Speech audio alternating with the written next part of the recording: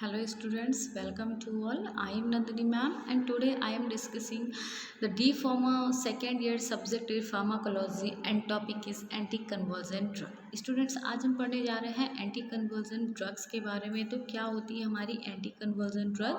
So let get started. Anticonvulsant medication are a medicine used to prevent the convergence and seizures. Anticonvulsant हमारी वो medicine या वो drugs होती है जिनका हम यूज़ करते हैं जो हमें कन्वर्जन्स या सीजर अराइज हो रहे होते हैं। जब एपिलेप्सी की कंडीशन का वीडियो आपने देखा होगा एंटी एपिलेप्टिक ड्रग्स में, तो आपने देखा होगा कि जो हमें सीजर्स होते हैं वो कई तरीके के हमारी बॉडी में होते हैं। उन्हें हमने अलग अलग तरीके से डिवाइड किया है और उन्हें उनके नाम से अलग अलग क्लासीफाई किया है। जो हमारे सीजर्स होते हैं या कन्वर्जन्स होते हैं उनको प्रिवेंट करने के लिए, रोकने के लिए जो भी हम ड्रग यूज़ करते हैं उन्हें बोलते हैं anti convergent medication. Mechanism of action इसका क्या होता है कि anti convergent medication depress the abnormal neuronal discharge and prevent the spread of seizures and adjacent neuron. जो हमारी एंटी कन्वर्जेंट मेडिकेशंस होती हैं वो क्या करती हैं, डिप्रेस करती हैं एबनॉर्मल न्यूरल डिस्चार्ज को। जो हमारे न्यूरोनल एबनॉर्मल डिस्चार्ज है उसे वो प्रिवेंट करती, मतलब डिप्रेस कर देंगी। And prevent the spread of the seizures, और सीजर्स को हमारा जो न्यूरॉन्स में स्प्रेड हो रहा था उसे भी जा कर के वो इनहिबिट कर देंगी या रोक देंगी जा कर के।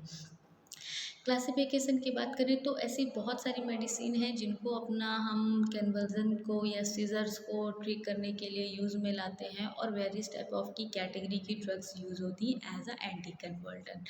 तो इसमें जो फर्स्ट ड्रग हमारी हेड एंड टेंशन यूज़ हो रही है, जिसमें हम देखते हैं कि hydrates are use to treat the partial and generalized tonic clonic seizures. जो हमारे हाइड्रेट्स कैटेगरी की ड्रग्स हैं उनका हम यूज़ करते हैं जो हमारा पार्शियल एंड जर्नलाइज टाइप का सीजर्स होता है। जनरलाइज क्लोनिक सीजर के ट्रीटमेंट के लिए हम अपने हाइड्रेट्स का यूज़ करते हैं। इसका एग्जांपल है हमारा फोसोलिन ड्रग और हमारी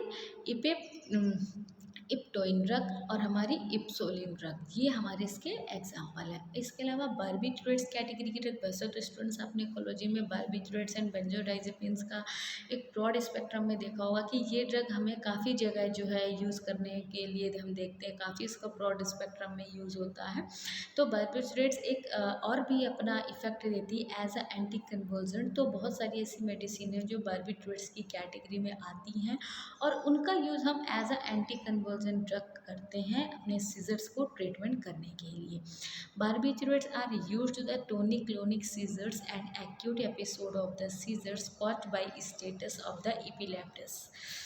कि जो बारबिट्रेट्स कैटेगरी की ड्रग्स हैं उसमें जो हमारा क्लोनिक सीजर्स है एंड एक्यूट सीजर्स है उसको रोकने के लिए, उसको प्रिवेंट करने के लिए हम अपने ड्रग का यूज़ करते हैं, बारबिट्रेट्स कैटेगरी का ड्रग यूज़ करते हैं, जिसमें हमारा एग्जांपल है फिनोबार्बिटॉल, जो हमारी किसके लिए आती है, टोनिक क्लोनिक सीजर्स को ट्रीटमेंट करने के काम में आती है।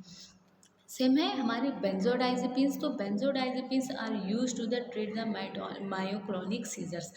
जो बेंजोडाइजेपिन्स ड्रग है वो हमें मायोक्लोनिक टाइप के सीजर्स को प्रिवेंट करने के लिए, ट्रीट करने के लिए काम में आती है। जैसे हमारे एग्जांपल हैं डाइज़ापाम एंड लोराज़ेपाम।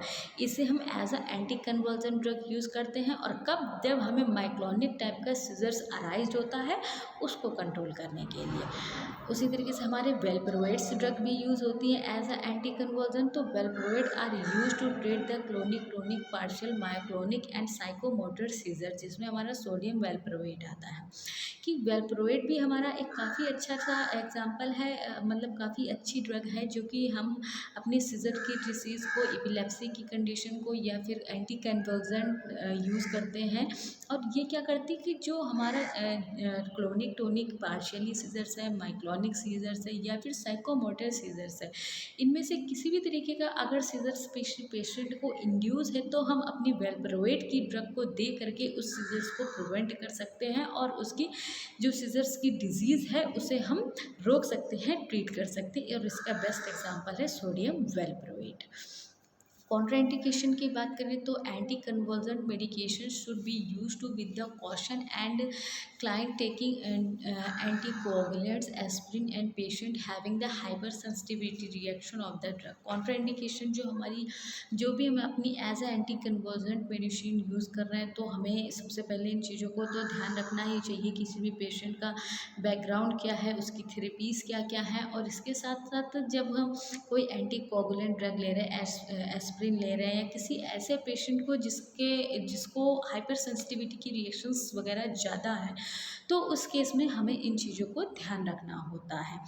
ड्रग के साथ इंटरेक्शन क्या है? Drug to the drug interaction absorption is decreases when use the antacid and anti neoplastic medication. कोई ऐसा पेशेंट है जो ऑलरेडी एंटासिड की ड्रग ले रहा है या फिर एंटी न्यूप्लास्टिक के ड्रग्स ले रहा है, जो हम अपनी कैंसर की डिजीज़ को ट्रीट करने के लिए करते हैं, या फिर एसिडिटी अगर हमें हो गई है तो उसको रिड्यूस करने के लिए जो हम अपनी ड्रग ले रहे हैं एंटासिड टाइप की, तो अगर ये ड्रग उसके साथ मिल जाएगी, कॉन्ट्राइंडिकेटेड कर मतलब ऑब्वियस सी बात है, इंडिकेशन करेगी, इंटरेक्शन करेगी, तो इस ड्रग का जो एब्जॉर्प्शन है वो डिक्रीज़ हो जाता है। तो इस चीज़ का हमें ध्यान रखना होता है अपनी डिजीज़ को ट्रीटमेंट करने के दौरान कि ड्रग के साथ क्या इंटरेक्शन हो रहा है और किस ड्रग के साथ ये कॉन्ट्राइंडिकेटेड है, किस सिचुएशन में कॉन्ट्राइंडिकेटेड है। Because you know very well various type of drug जब हम यूज़ करते हैं तो कुछ ड्रग्स हमारे प्रेगनेंसी की कंडीशन में फुली अवॉइडेड होती हैं, क्योंकि वो प्लेसेंटा बैरियर को क्रॉस करके आपके फीटल डेवलपमेंट को, आपके एम्ब्रियोज को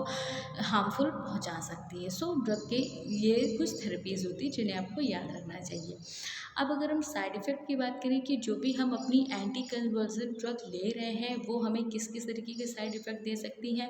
drowsiness, dizziness, nausea and vomiting, dry mouth, constipation, visual abnormalities, headache, confusion, इस तरीके के बहुत सारी ऐसी रिएक्शंस जो हैं या ऐसी सिम्टम्स हैं जो आपको as a adverse effect face करना पड़ता है when you are using the anti convergent medicine for the treatment of the convergence and seizures. इसके अलावा हाइपोटेंशन, रिस्पायरेशन में कुछ डिप्रेशन जैसी चीज़ें भी आपको as a side effect, as adverse effect आप फेस कर सकते हैं। डोज डाइल्यूशन की बात करें तो जो इसकी डोज है 20 to 30 mg पर केजी बॉडी वेट के अकॉर्डिंगली प्रिस्क्राइब्ड है। And anti conversion medication must be diluted in 100 ml of normal saline ringer lactate or the 5% dextrose, and anti-converse medication must be given for the 15 to 20 minutes। और क्या है कि anti convergent medication का ये भी देने की थेरेपी होती है कि अगर किसी पेशेंट को सीजर अराइज हुआ है तो कोशिश करिए कि आप उसको 15 से 20 मिनट के बीच में अगर पॉसिबल है तो आप उसे अपनी एंटी कन्वर्जेंट मेडिसिन का जो है वो यूज़ कर सकते हैं। सो स्टूडेंट्स, आज का ये टॉपिक था हमारा एंटी कन्वर्जेंट ड्रग्स, जिसमें हमने पढ़ा एंटी कन्वर्जेंस मतलब कन्वर्जेंस क्या होते हैं, सीजर्स क्या होते हैं, कौन कौन सी ऐसी वेरियस टाइप ऑफ मेडिसिन जो कि हम as a anti convergent use कर रहे थे मतलब अपनी कन्वर्जन की या सीजर की डिसीज़ को ट्रीटमेंट करने के लिए, सीजर्स को प्रिवेंट करने के लिए। So I hope you are understood well. So thank you class.